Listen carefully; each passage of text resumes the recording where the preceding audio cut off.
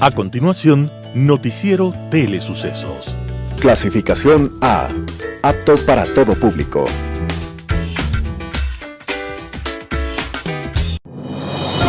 Inicie el día bien informado. El mejor noticiero de la mañana informando para usted. Noticiero Telesucesos. Primera parte del noticiero Telesucesos con las noticias más importantes del día.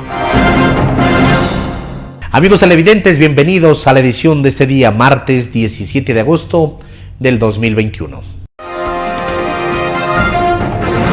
Un día como hoy. El único campeón mundial de ajedrez que tuvimos en América Latina en toda la historia fue el cubano José Raúl Capablanca, y siendo campeón mundial, alguna vez visitó Moscú. Allí enfrentó a un niño que jugó una brillante partida y para sorpresa del mundo entero, el niño derrotó al campeón Capablanca. Entonces el cubano le dijo: Chico, llegarás a campeón mundial muy pronto. Y aquello fue una profecía. El niño prodigio se llamaba Mikhail Botvinnik. Pronto se convirtió en campeón de la Unión Soviética y después llegó a campeón del mundo en 3 ocasiones. Y su carrera brillante lo llevó a ser llamado patriarca de la Escuela Soviética de Ajedrez. Gracias a sus enseñanzas, el mundo le debe a Botvinnik el surgimiento de los 3 más grandes genios del ajedrez de los últimos tiempos: Anatoly Karpov, Garry Kasparov y Vladimir Kramnik. Pero hubo una partida en la que Botvinnik no tuvo el mejor resultado, y fue en el juego del ajedrez político. Durante la época de Boris Yeltsin, el equívoco dirigente soviético no le perdonó a Botvinnik su militancia en el Partido Comunista, y siendo un hombre de más de 80 años, gloria del ajedrez soviético y mundial, le fue retirada su pensión de jubilado. Botvinnik había nacido un 17 de agosto de 1911 y hoy ya no está entre nosotros, pero se convirtió en ejemplo y en noble recuerdo. Hoy, 17 de agosto, en el día de su cumpleaños, le deseamos que siga jugando a la única guerra noble, a la única guerra de la cual se resucita más digno e inteligente, que siga dando jaque mate a los dioses de la nada y del silencio. Detrás de las noticias. Titulares. El municipio de Quito enfrenta la pandemia sin pruebas PCR. Tulcán e Ipiales, lugares de paso de migrantes que van a Estados Unidos. Arcotel, pocas empresas han identificado sus números telefónicos. Pachacutic, la izquierda democrática y el correísmo buscan la salida de Villavicencio. El acuerdo de fase 1 entre Estados Unidos y Ecuador ya está en vigencia. En novedades legales, nueva norma técnica que regula el procedimiento del visto bueno. En el segmento de opinión, todos debemos trabajar por el avance de Ecuador y el Banco del BIES y el manejo de los aportes. En política internacional, integración. Los editoriales serán de Ramiro Ruiz. El objetivo es sentarse a conversar. De Ruth Hidalgo. La asamblea está con mala tos. Alberto Dajic, la CONAIE y los combustibles. Martín Payares, que Jorge Yunda sale. Y Pedro Velasco carga montón. Noticias del día con el arquitecto David López. El municipio de Quito enfrenta la pandemia sin pruebas PCR. El municipio de Quito mantiene su crisis institucional con la disputa por la alcaldía entre Jorge Yunda y Santiago Guarderas. La ciudad, aparte de su abandono, vive otra pelea con el COVID-19.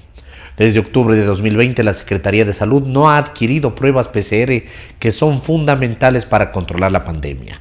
La Secretaría de Salud dejó de aplicar pruebas moleculares PCR para el diagnóstico de nuevos casos de esta enfermedad. Esto significa que la ciudad perdió la capacidad de identificar a las personas que tienen la enfermedad para aislarlas y evitar la propagación del virus. Según epidemiólogos, esta estrategia no se debe descuidar mientras la pandemia se mantenga, a pesar del gran avance que se registra con el plan de vacunación impulsado por el gobierno central. Ante la falta de esos test, la Secretaría de Salud realizó convenios con universidades que tienen la capacidad de recoger muestras y procesarlas, pero esos acuerdos terminaron a inicios de 2021. Jimena Barca justifica la falta de test PCR, aduciendo que los funcionarios de la Secretaría de Salud tienen temor de firmar documentos que den paso a la compra de pruebas.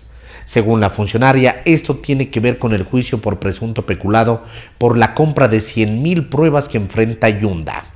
Para reducir el impacto que significa no contar con pruebas PCR, el municipio decidió aplicar pruebas de antígenos en las parroquias con mayor incidencia de la enfermedad.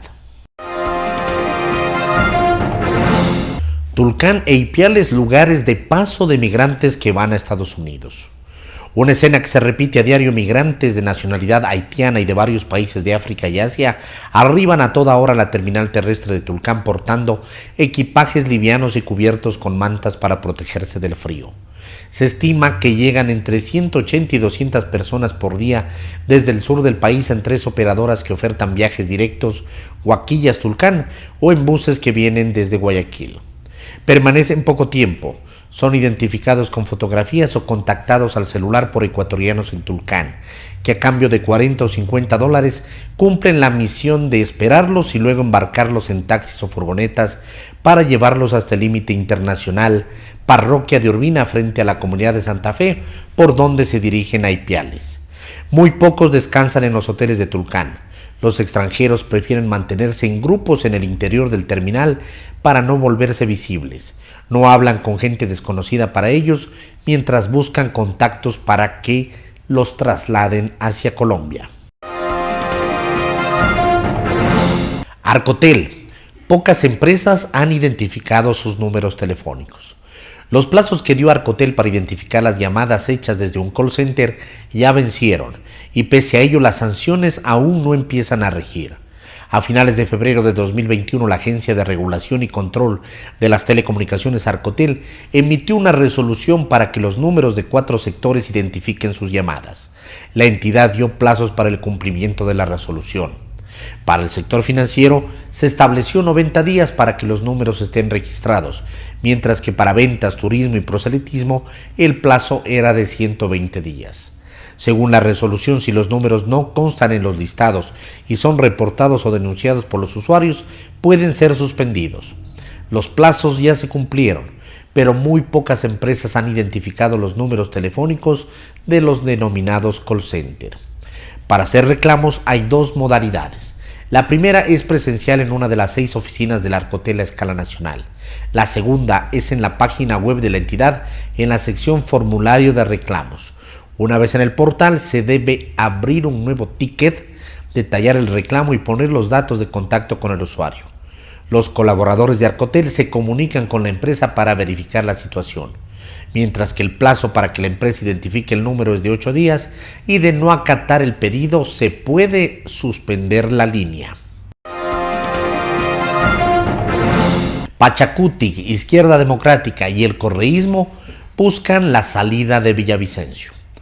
Por omitir la presentación del informe sobre el juicio político al excontralor Pablo Celi por supuesta violencia política, por descrédito al Parlamento y por mancillar la reputación de un legislador, 3 frentes políticos de la Asamblea Nacional piden la cabeza del asambleísta Fernando Villavicencio, de Concertación Partido Socialista Ecuatoriano, presidente de la Comisión de Fiscalización.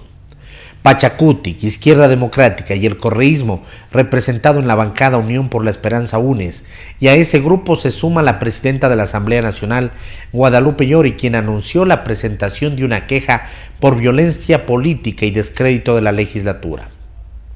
Villavicencio inició un proceso de investigación respecto a glosas establecidas entre 2007 al 2021 con información recibida de Valentina Zárate, excontralora subrogante, en la que estarían involucrados exalcaldes, exprefectos y exfuncionarios, algunos de ellos que hoy son asambleístas.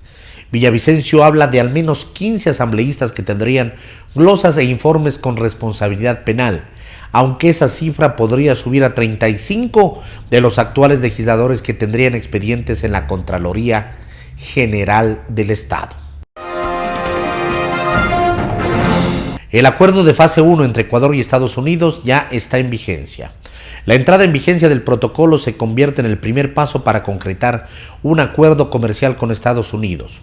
Ecuador y la Oficina Comercial de Estados Unidos celebraron el pasado 12 de agosto del 2021 la entrada en vigencia del protocolo al Acuerdo del Consejo de Comercio e Inversiones, también conocido como Acuerdo de Fase 1, que fue suscrito en diciembre de 2020.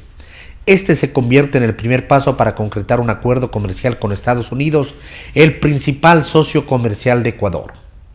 Entre enero de 2017 y mayo del 2021, Ecuador exportó 26.755 millones de dólares a Estados Unidos en bienes, mientras el país solo importó 20.814 millones de dólares, lo que ha dejado una balanza comercial positiva de 5.941 millones de dólares.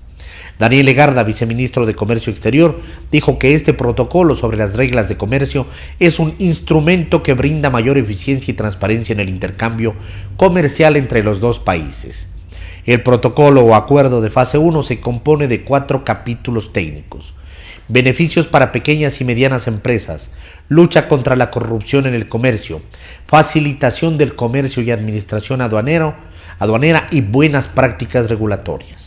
Como parte de las conversaciones para concretar el nuevo acuerdo comercial, el vicecanciller César Montaño dijo que se está buscando que el presidente Guillermo Lasso y su similar de Estados Unidos, John Biden, mantengan una reunión en septiembre mientras se desarrolla la Asamblea de las Naciones Unidas en Nueva York. Novedades legales a cargo del estudio jurídico Naranjo Martínez. Novedades legales. Nueva norma técnica que regula el procedimiento de visto bueno. Mediante acuerdo ministerial número MDT-2021-2019 del 13 de agosto del 2021, el Ministerio del Trabajo expidió la normativa técnica que regula el procedimiento de visto bueno. Sus disposiciones son de aplicación obligatoria para los empleadores del sector público y privado. La expedición de esta normativa busca dar cumplimiento a las disposiciones establecidas en el Decreto Ejecutivo número 123 del 16 de julio del 2012, que ordenó al Ministerio del Trabajo la aplicación de los principios de economía procesal y de celeridad para el despacho de los procesos administrativos que, de acuerdo con la ley, se llevan a cabo en dicha entidad. Con su entrada en vigencia desde la fecha de su expedición, deroga al acuerdo ministerial número MDT-2021-189 del 19 de mayo del 2021. Segunda parte del noticiero Telesucesos, opinión de importantes personajes de la actualidad nacional en política, economía, salud y educación.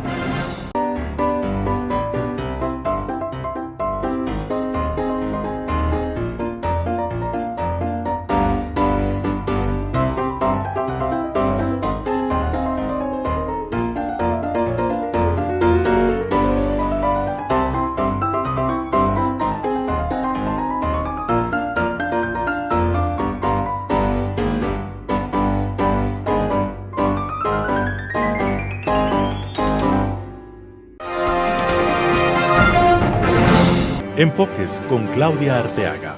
Gracias por estar con nosotros una vez más aquí en Noticiero de Telesucesos. Hoy queremos hablar de un país de acuerdos, un país que debe salir adelante, un país que debe empezar a poner acuerdos mínimos entre todos los sectores para entre todos trabajar. Uno debe pensar en qué país quiere que sus hijos y sus nietos vivan. Un país que se proyecte, que prospere, que avance, que consiga llegar a acuerdos mínimos para proyectarse. Así es que luego de haber vivido una semana compleja, una semana de paros, de protestas, de reclamos, ver qué cosas buenas tenemos. En el espacio de enfoques entrevistamos al señor Rodrigo Gómez de la Torre y él es muy claro al decir: hay que acabar con el país del no y hay que empezar con un país de acuerdos.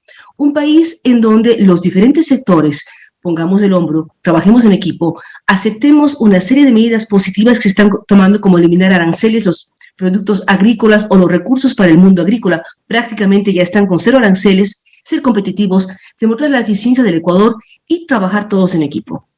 Hemos vivido años extremadamente duros. El último año con la pandemia ha sido posiblemente el más duro, del cual todos hablaremos antes y después. Siempre será una referencia como país, una referencia como planeta, lo que ha vivido entre el 2020 y el 2021. Pero por lo tanto, estas enseñanzas duras deben permitir que todos trabajemos, que todos avancemos, que todos colaboremos a sacar al Ecuador hacia adelante. Así es que este mensaje quiero darles: trabajemos todos, pongamos el mejor esfuerzo, busquemos posicionar al país de manera positiva en el mundo entero, como lo logramos en el tema olímpico. Demostrar la capacidad, la calidad de los ecuatorianos, la calidad de nuestros productos e ir ganando mercados. Fuera del Ecuador, hacerse eco del eslogan del presidente Lasso de más Ecuador en el mundo, pero también aceptar más mundo dentro del Ecuador, demostrar que somos capaces de competir y de generar empleo de diferentes formas, sin esperar un apoyo o un padre Estado que nos proteja, sino demostrar que somos capaces de trabajar, de estudiar, de proyectarnos y de conseguir cada ecuatoriano éxitos en diferentes ámbitos. Así es que concentrémonos en eso, busquemos un país positivo, con acuerdos de avance y de proyección futura. Gracias por estar con nosotros aquí en Telesucesos. Opinión. Saludos cordiales a la audiencia. Necesitamos otro estudio de un tercero confiable, fue el titular que formuló el diario El Universo hace pocos días, y se refería a una entrevista que realizó al señor Marco Naranjo, vicepresidente del directorio del Banco del 10. Y claro, con esa afirmación se generan muchos interrogantes. La una, ¿acaso no son confiables los datos contables y financieros que maneja el Seguro Social sobre la deuda que tiene el Estado con el IES? ¿Acaso no son confiables los estudios contables y financieros que tiene el Ministerio de Economía y Finanzas y que debe tener el Ministerio de Economía y Finanzas sobre las deudas del Estado al IES? Si no son confiables los datos de estas dos instituciones que manejan los recursos del Estado, los recursos de los afiliados, bueno, no es posible confiar en un tercero, porque el tercero, sobre todo como el caso de la academia que formula el señor Marco Naranjo, entiendo a título personal, yo no sé si sea a nivel institucional, pero él dice que se busca que se haga un informe académico sobre el IES. Señor Marco Naranjo, la academia no conoce el Seguro Social, la academia no conoce la Seguridad Social, no tiene en su malla curricular una materia sobre el Seguro Social o sobre la Seguridad Social. La academia no ha hecho seguimiento sobre las deudas que tiene el Estado con el IES. Porque si ella tuviera una materia en la malla curricular y si ella tuviera investigaciones de las deudas que tiene el Estado con el IES, ya le hubieran dicho al país, ya le hubieran dicho a los afiliados, a los jubilados. Me refiero a las universidades, tanto públicas o como privadas, y a las escuelas politécnicas que al tener, hecho que no es real, estos estudios, estas investigaciones, una malla curricular, dentro de la malla curricular, una materia que se dedique a esta investigación, ellas ya le hubieran dicho al país, a los afiliados, a los jubilados, las deudas que tiene el Estado con el IES. Y es admirable que en el caso del Seguro Social, cuyas raíces, cuyas bases que se empezaron a dar en el Ecuador sobre la conformación de la institucionalidad del Seguro Social, fue en 1923, con la ley de jubilación, que se puso en vigencia para proteger la jubilación de los profesores. Y luego, aunque en 1928 fue reformada esa ley y se creó la ley de jubilación de Montepío y de cooperativas, de Montepío y de cooperativas se reformó esa ley en el año 1928. Entonces, claro, la reforma comprendió ley de jubilación de Montepío Civil y de cooperativas. Así fue la reforma que se impulsó en el gobierno del doctor Isidro Ayora Cueva. De manera que el Seguro Social está cerca de cumplir los 100 años. Y que en 100 años, con tanta experiencia, con tanto estudio, con tanto conocimiento, no tengan una contabilidad actualizada sobre las deudas que tiene el Estado con el IES, es realmente cuestionable, reprochable, y seguramente hay una serie de adjetivos adicionales de carácter calificativo que hay que endosar a la institución y a quienes han manejado el Seguro Social, por lo menos decirles que han sido unos irresponsables en el manejo de los recursos del Seguro Social. Y es el gobierno, es el gobierno que siempre manejó el Seguro Social, desde 1923 hasta la actualidad. Cerca de 100 años, el Seguro Social ha estado en manos de los gobiernos de turno. Con precisión 98 años, si tomamos en cuenta desde 1923. Así es que el tema de las deudas realmente es inaceptable que no las tengan actualizadas, que no tengan estados financieros actualizados y auditados a la fecha.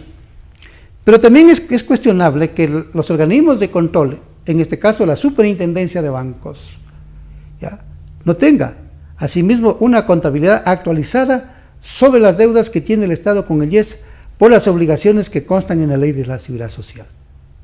Y también es cuestionable que la Contraloría General del Estado, que es el organismo rector que controla los recursos públicos, que es el juez de cuentas de los recursos públicos, la Contraloría no le diga al país, no le diga a los afiliados y a los jubilados, este es el monto de la deuda que tiene el Estado con el IES.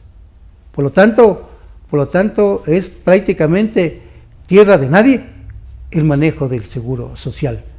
Y es cuestionable.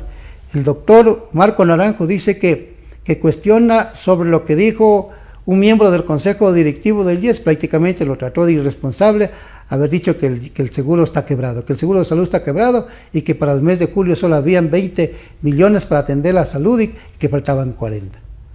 No, sí, claro. Utilizar el término de quiebra sí es bien delicado porque eso significa que las puertas se cierran. Por eso es que nosotros hemos dicho de la crisis financiera que le afectan al seguro social. Y doctor Naranjo, esa crisis financiera, usted lo sabe, que es por el incumplimiento, por la morosidad del Estado en el cumplimiento de sus obligaciones. Y usted tiene que decirlo con claridad, ¿ya? Ustedes han sido los que han gobernado en representación del Estado al Seguro Social. Y lo mismo en el caso de las deudas que tienen sobre mora patronal, sobre el 40%.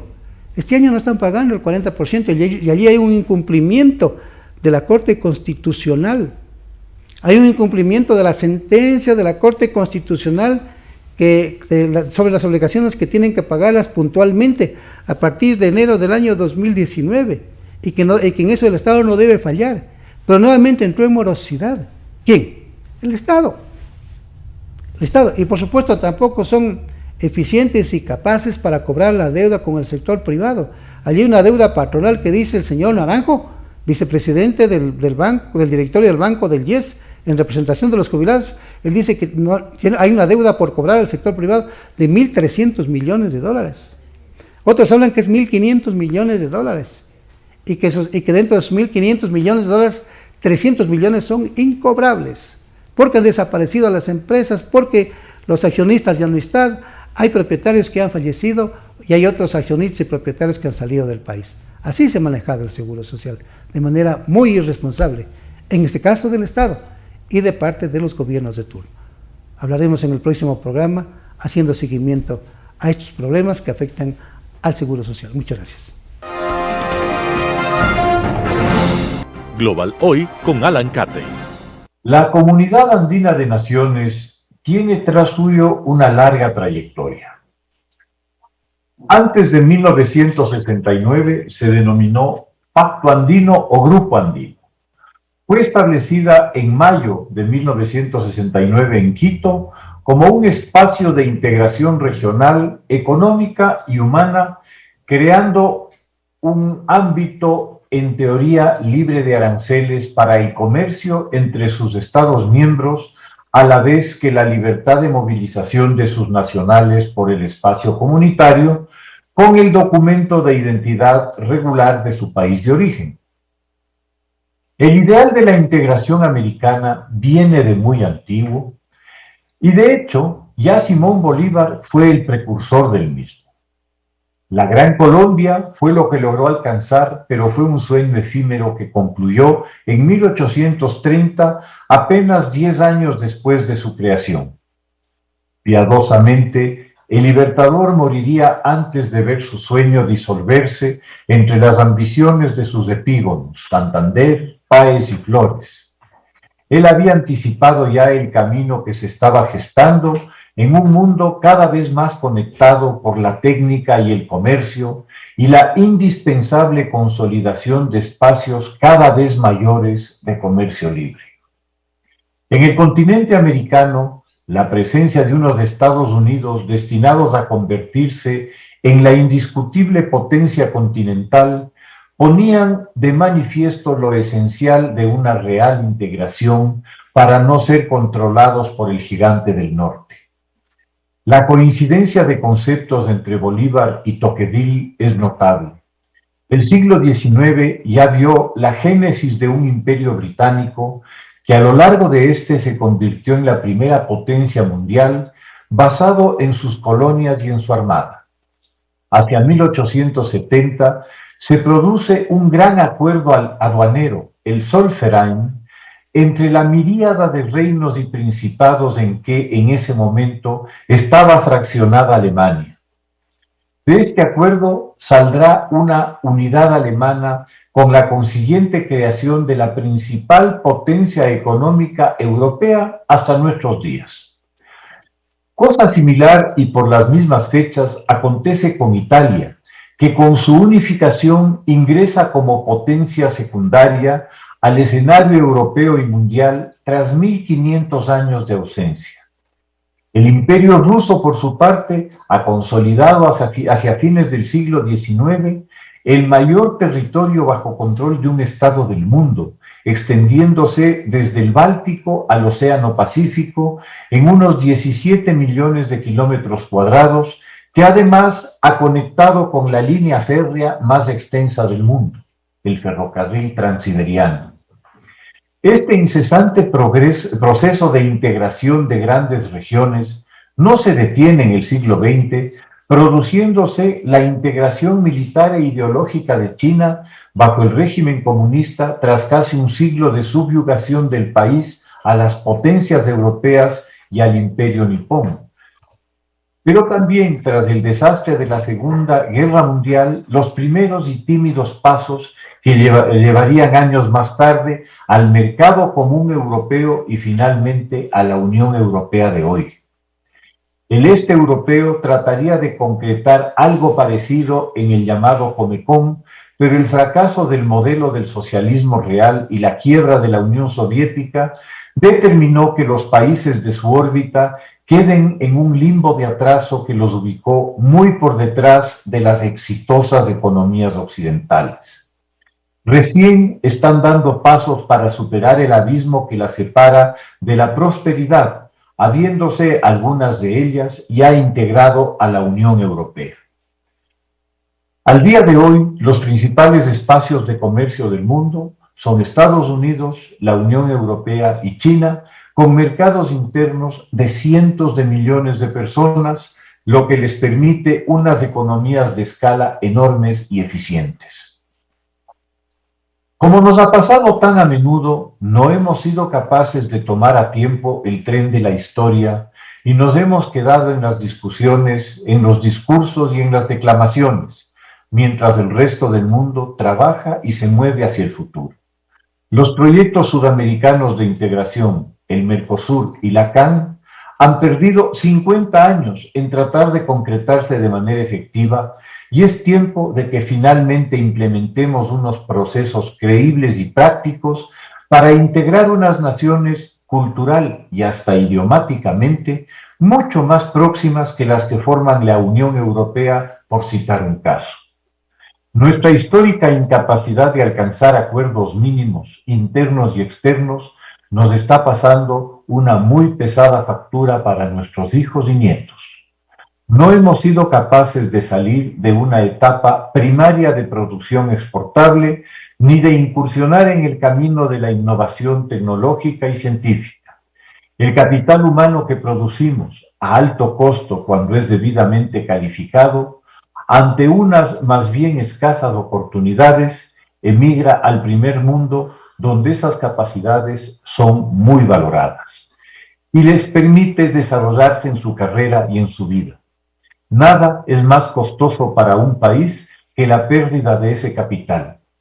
De manera general, en la región existe una generalizada actitud negativa ante la actividad productiva y la empresa, cuando en el mundo son los motores económicos de las sociedades. Esa actitud y las conductas personales y sociales que determina son las que, de cara al futuro, minan la credibilidad de nuestros países y el recelo para invertir a largo plazo en la región. Como saben que las reglas de juego pueden ser cambiadas de un día al otro, el modelo de negocio que aplican es uno de explotación acelerada del recurso para una rápida recuperación de la inversión.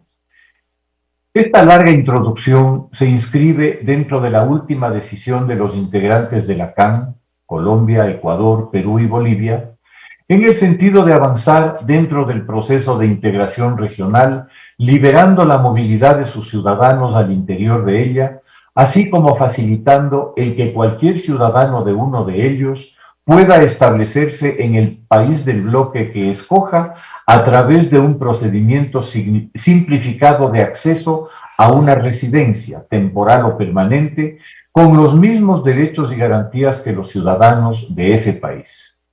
Sin duda, este es un avance importante en el camino correcto y así se lo debe saludar y celebrar. Pero un proceso de integración real exige mucho más, partiendo de unas políticas económicas comunes regidas por una legislación supranacional que fije unas reglas de juego iguales en lo laboral y tributario para evitar ventajas internas que den lugar a mecanismos tramposos para dificultar el acceso de productos externos vía supuestas normas de calidad o sanitarias. El concepto del proteccionismo está demasiado arraigado en nuestras culturas y superarlo es esencial en el mundo actual. Miremos las experiencias de otros.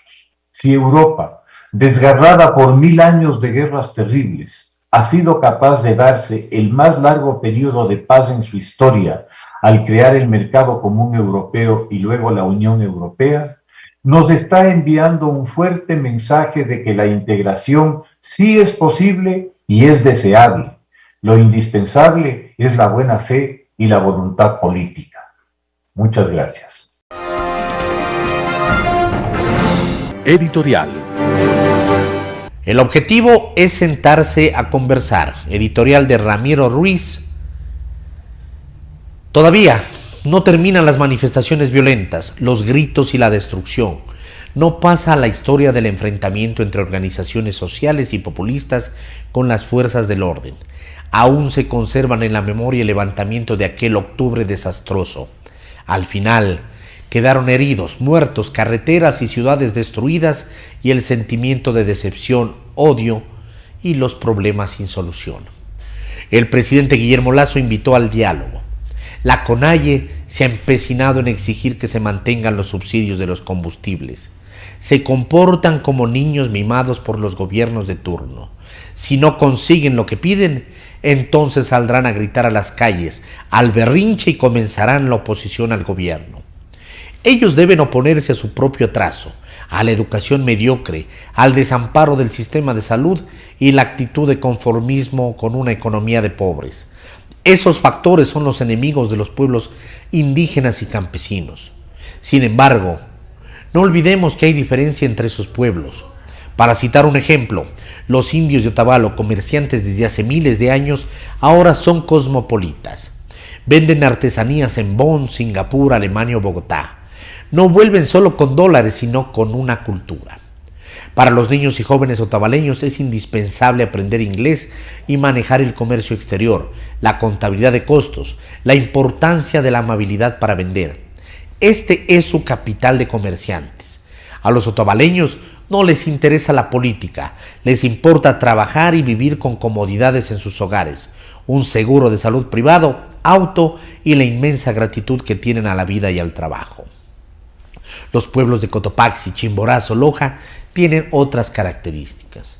Los amazónicos se han politizado porque los gobiernos no han tenido la sensibilidad de solucionar los problemas. Ellos lo merecen y viven en territorios petroleros. Otro ejemplo importante, las comunidades de Salinas en la provincia de Bolívar, está enclavada en plena estribación de la cordillera occidental de los Andes, en un paraje de una belleza única. Lleva el nombre de Salinas porque existen minas de sal que en tiempos ancestrales abastecían de sal a varias ciudades del país. Gracias a la visión de un cura italiano, los campesinos salieron de la pobreza. El cura comprendió que podía unirlos con el trabajo. Producirían lo que tenían cerca, como el agua, los hongos, la sal. Los indios tenían una vaca como capital y manos para trabajar. Si la vaca producía 1 litro de leche, el cura los compraba en efectivo, y si tenían más vacas, mejor. Aprendieron a elaborar quesos. Cerca de las comunidades están bosques de eucalipto. Las abejas producirían miel. Entonces elaboraron turrones. Pasados los años y salieron de la pobreza, exportan agua envasada, sal refinada, quesos y turrones. No han salido a protestar desde hace más de 40 años. No les hace falta gritar, sino tiempo para trabajar. Los niños reciben buena educación y ahora son ingenieros, veterinarios y administradores de empresas. La política no les sirvió para nada, pero a los dirigentes de la CONAIE sí les sirve la política. No entienden y peor aceptan la cruda realidad del control de precios. Los subsidios ayudan a los narcotraficantes para la elaboración y transporte de la droga. Favorece a los ricos que pueden pagar gasolina al costo real. Facilitan el contrabando deshonroso que enriquece a un grupo de ilegales que venden gasolina en las fronteras norte y sur por caminos clandestinos. Llegó el tiempo del diálogo y así terminar de una vez las amenazas de niños caprichosos. El objetivo es conversar y solucionar problemas en beneficio de 17 millones de habitantes ecuatorianos, no de un pueblo o nacionalidad. Peor aún, favorecer a grupos ilegales y peligrosos. El diálogo ha probado ser efectivo no solo en lograr soluciones, sino en el abordaje de asuntos urgentes como la lucha contra la pobreza económica y mental. Tenemos un país con un desarrollo desigual. El desempleo y subempleo afectan en forma desproporcionada a los pobres. En el diálogo gana el país. El gobierno y las organizaciones sociales deben estar listos a renunciar a los privilegios del poder político.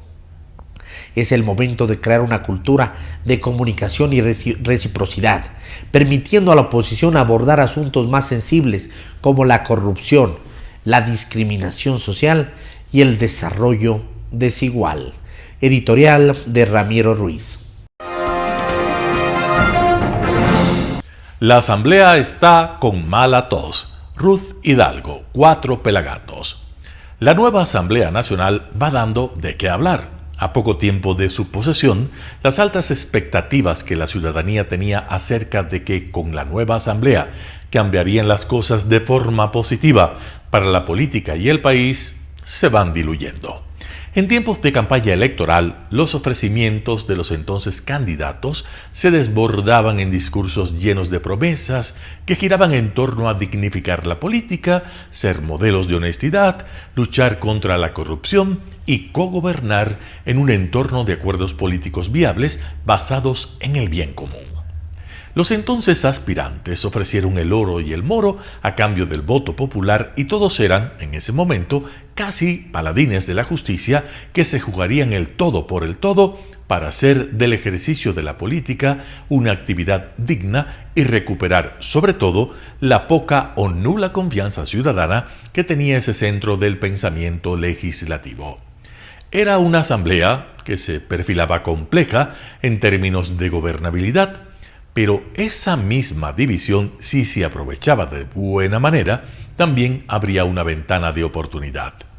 Los movimientos que obtuvieron una votación inédita podían demostrar a la ciudadanía su convicción democrática y articularse en opositores responsables, si era del caso, alineándose por el bien del país, sobrepasando las ideologías. Esa era una aspiración que todos esperaban y confiaban que sucediera.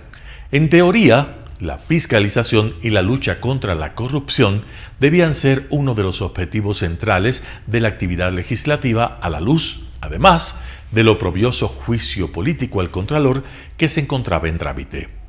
Si se hubiera leído con lucidez lo ocurrido en la asamblea saliente, se habría tenido una comprensión clara de que los ecuatorianos quieren y demandan una legislatura diferente, y para ello se colocó desde el principio una vara muy alta para cumplir.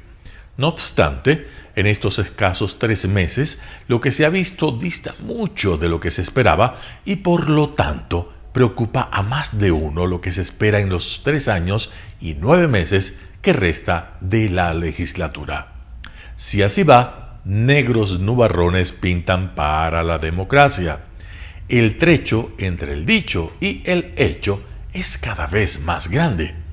A todos ha sorprendido, por decirlo menos, la apología al robo por parte de una legisladora que, micrófono en mano, sugirió muy campante que hay que robar bien. Pero lo más escandaloso es ver cómo sus compañeros han cerrado filas en torno a ella y han evitado que sea sancionada. Y la verdad es que semejante declaración es muy grave, porque proviene de una representante del pueblo que tiene entre sus obligaciones jurídicas la tarea de fiscalizar. Muchos ya se preguntan si ese criterio se va al que se imponga cuando le toque fiscalizar a un funcionario público o, peor aún, analizar su voto a favor o en contra de algún proyecto de ley en discusión. Igual sorpresa e indignación ha causado la dilación en el llamamiento a juicio político del Contralor. Las pruebas contra él han sido desbordantes, tanto en medios de comunicación como en investigaciones periodísticas, en donde se ha llegado a descubrir detalles impresionantes de cómo en ese organismo se traficaba con las glosas. Inclusive, las propias declaraciones de uno de los implicados mencionan con nombre y apellido al Contralor como uno más del grupo que se repartía un porcentaje del monto de las glosas desvanecidas. Era más que evidente que la Asamblea debía dar trámite urgente al juicio político. No obstante, se interpeló al presidente de la Comisión de Fiscalización, quien justamente dedicó años a levantar datos investigativos sobre hechos de corrupción.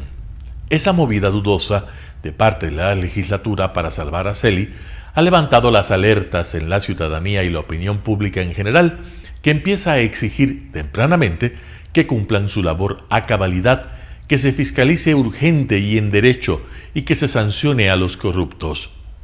A la Asamblea le está pegando una mala tos y si no se medica a tiempo, corre el riesgo de enfermarse, montar 20. Para combatir ese resfrío hay una medicina de libre expendio: responsabilidad en el ejercicio de la política, responsabilidad en el disenso, transparencia y honestidad en todos sus actos y sobre todo amor a la patria. Todos les estamos mirando. Ruth Hidalgo, 4 Pelagatos. La CONAIE y los combustibles, editorial publicado en Diario El Universo, de autoría de Alberto Dajic. En el momento actual, los precios del diésel en Latinoamérica, combustible que es el más sensible de todos, está a $4.38 por galón en el Uruguay, país con el precio más alto, y en $1.56 en Ecuador, país con el precio más bajo. Cuba lo tiene a $3.78. El promedio de toda la región está en $3.19 por galón. En muchos de estos países hay dirigencia indígena, como en Bolivia, como en el Perú, como en Chile, como en México.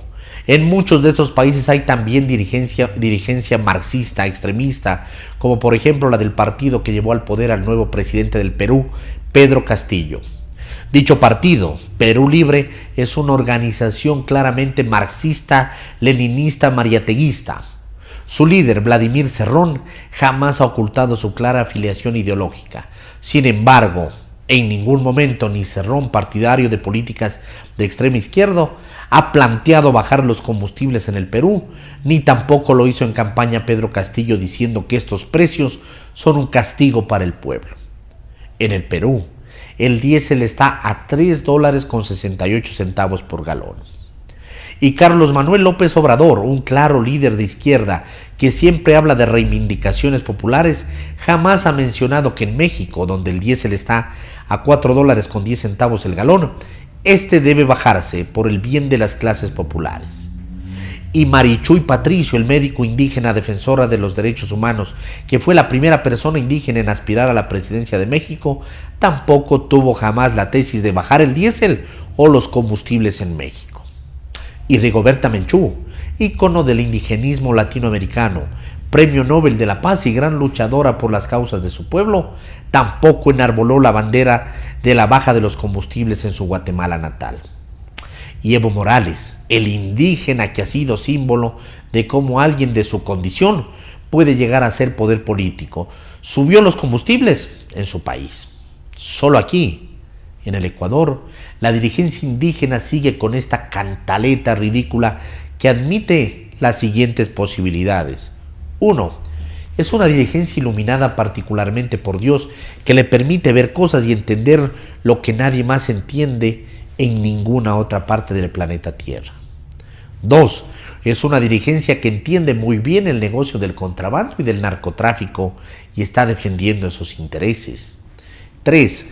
Es una dirigencia con una clara intencionalidad política que quiere destruir al Ecuador para lograr sus fines del caos, que buscan el marxismo, leninismo y la destrucción del sistema político, que busca el mariateguismo para sobre ese caos y destrucción pescar a río revuelto. 4. Es una dirigencia absolutamente ignorante en el sentido más castizo de la palabra, persona que ignora o desconoce cierta cosa, o persona que carece de instrucción o conocimientos. Si fuese un examen, podríamos poner una pregunta adicional con el número 5 que diga cualquier combinación de las 4 de arriba. Basta ya con esta dirigencia irresponsable, que se pregunten por qué son los únicos que siguen con esta estupidez en todo el continente americano. ¿A qué juegan? ¿Qué verdaderos intereses tienen? Editorial de Alberto Dajic, publicado en Diario El Universo. Que Jorge Yunda sale, sale.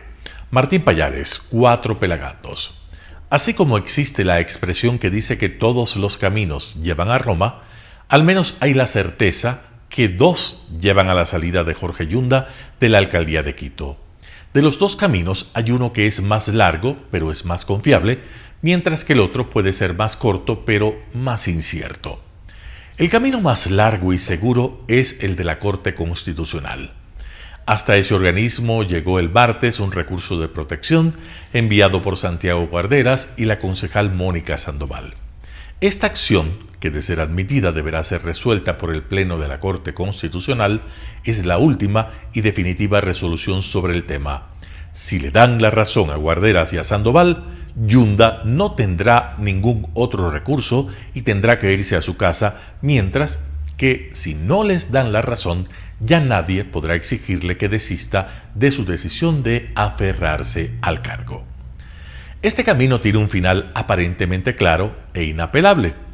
La idea central de esta estrategia es que, según la ley, la Corte Constitucional puede tratar este recurso de protección extraordinario que presentaron Guarderas y Sandoval, saltándose a los otros que han sido presentados antes y que están a la espera de ser tratados. Esto bajo la consideración de que se trata de un caso de relevancia nacional. De ser aceptado como un tema urgente por su relevancia, el caso podría ser procesado en 2 meses, según los cálculos de los abogados que asesoran a Guarderas y Sandoval. Por ahora, el recurso ya está en manos de la jueza Carla Andrade. Ella deberá hacer un informe para que junto a sus colegas Agustín Grijalva y Ramiro Ávila lo admitan o no. Por ahora el tema ya está moviéndose. Andrade ha dado a la Corte Provincial y a la jueza María Belén Domínguez 5 días para que envíen los documentos en los que argumentan las razones para haber aceptado las acciones de protección de Yunda. Una vez que concluye esta fase de admisibilidad, como dicen los abogados, el caso pasa al Pleno de la Corte, que deberá pronunciarse sobre el pedido de tratamiento prioritario. Si el caso es admitido por Andrade, Grijalva y Ávila, este deberá ser sorteado para que luego lo conozca otro juez ponente, quien redactará un proyecto de sentencia para que el Pleno lo conozca. En esa fase, el Pleno de la Corte podrá pedir informes, sentencias y convocar a las partes en disputa a audiencias. Una vez que ese proyecto sea sometido al Pleno, se necesitan 5 votos para que sea aprobado. ¿Por qué este recurso presentado por Guarderas y Sandoval alega ser un caso de relevancia nacional? De acuerdo a los juristas que trabajaron en el texto, Quito vive una etapa de incertidumbre y no tiene un alcalde reconocido como tal, ya que hay 2 decisiones jurisdiccionales contradictorias que reconocen a Yunda y a Guarderas como alcaldes. Según el argumento del escrito, esta situación no solo crea un desorden administrativo muy grave, sino que puede producirse desviación de recursos públicos por parte de funcionarios designados por uno de los dos alcaldes en disputa. Además, tomando en cuenta la pandemia, los abogados dicen, y el COE cantonal no puede instalarse porque no se sabe quién es el representante del municipio.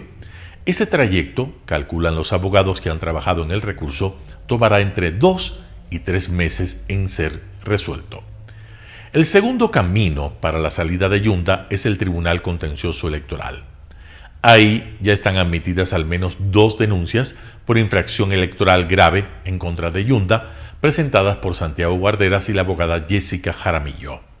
Este organismo ha citado para el 26 y para el 27 a las partes en conflicto, incluido Yunda, a una audiencia. En este escenario, lo más previsible es que el Tribunal Contencioso Electoral condene a Yunda a la pérdida de sus derechos políticos por haber incumplido una sentencia de carácter electoral que validó la remoción hecha por el Consejo Metropolitano. Si esto ocurre, Yunda será despojado de sus derechos políticos y así sería desalojado de la alcaldía de Quito, amén de que posteriormente sea demandado ante la Fiscalía por usurpación de funciones. Esto podría ocurrir a finales de mes y es la salida más rápida. Además, genera inquietud el efecto que podría tener entre los jueces del Tribunal Contencioso Electoral la advertencia, en tono de amenaza, que hace poco lanzó el propio Yunda a los jueces de ese tribunal. Pronto revelaré por qué el Tribunal Contencioso Electoral del Ecuador insiste en mi destitución. Basta de leguleyadas y dejen trabajar. Eso puso Yunda en un trino. El problema que los abogados de Guarderas y del Consejo Metropolitano ven en este escenario es que, conociendo a Yunda y a su equipo de abogados, no se descarta que soliciten otro recurso de protección que paralice la decisión del Tribunal Contencioso Electoral.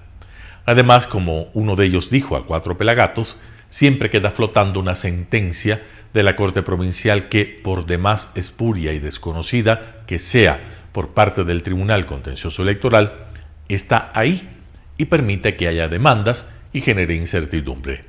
Tal y como han operado Yunda y sus abogados, algún juez bien aceitado podría aparecer y decir que Guarderas no cumplió una orden de la Corte Provincial, lo dijo uno de los abogados que están trabajando con el Consejo Metropolitano en la argumentación legal del tema. Una sentencia de la Corte Constitucional sería, en cambio, imposible de cuestionar o de bloquear. Todo indica que ambos caminos conducen más rápido o más lento a la salida definitiva de Yunda del municipio. Por ahora, lo único cierto es que los dos están siendo transitados. Martín Payares, Cuatro Pelagatos. Cargamontón. Artículo del doctor Pedro Velasco Espinosa. La incapacidad, mediocridad e indolencia de la Asamblea Nacional no pudo encontrar mejor vía de escape para celebrar sus 90 días de inútil existencia que haciendo una minga de falsas acusaciones, de insultos, de vocinglería torpe en contra de uno de los pocos, por no decir el único legislador que ha sabido cumplir con su misión. También, salvo a César Ron, que supo separarse del grupo de conspiradores a sueldo. Un conglomerado que cobra bien y no hace nada, o por lo menos nada se sabe de su dedicación a las dos tareas para los cuales fueron electos, legislar y fiscalizar. Una asamblea preocupada de comprar vehículos de alta gama para legisladores de escasa calidad, algunos de los cuales tienen la desfachatez de advertir que no son caros, pues solo cuestan $50,000. Asusados por algunos que tienen cuentas pendientes con la justicia, por varios que tienen glosas de la Contraloría, se han lanzado en injurias contra Fernando Villavicencio, quien desde hace décadas se ha preocupado de investigar y denunciar los atracos a los fondos públicos, las trapacías perpetradas desde el 2007, los grandes negociados fraguados bajo el astuto nombre de giro ordinario del negocio, de los grandes peculados conchinos y cochinos. Contra Villavicencio, ejemplo de trabajo fiscalizador, el que ha descubierto que no se ha seguido el consejo de si roban, roben bien, en combate desleal a quien tiene contra las cuerdas al que fuera máxima autoridad de la función de transparencia, se han alzado alaridos, reclamos destemplados. Le imputan, con insensatez no haber presentado a tiempo un informe, el cual irónicamente les toma 6 horas en escucharlo, informe que además sirve de fundamento para que 134 asambleístas llamen a juicio político al susodicho excontralor. Reclaman a Villavicencio el cumplimiento de una mera formalidad, quienes han empleado 90 días de engrosar sus bolsillos sin producir nada, absolutamente nada, en beneficio del país, que absorto contempla sus desafueros e insolencias. Artículo del doctor Pedro Velasco Espinosa. Esto ha sido todo por hoy. Recuerden seguirnos en nuestras redes sociales: Facebook Telesucesos Quito, Instagram @telesucesos_, Twitter @telesucesos29, YouTube Telesucesos HD y en nuestra página web www.telesucesos.net. Hasta la próxima. Lo mejor de la mañana informando para usted. Noticiero Telesucesos.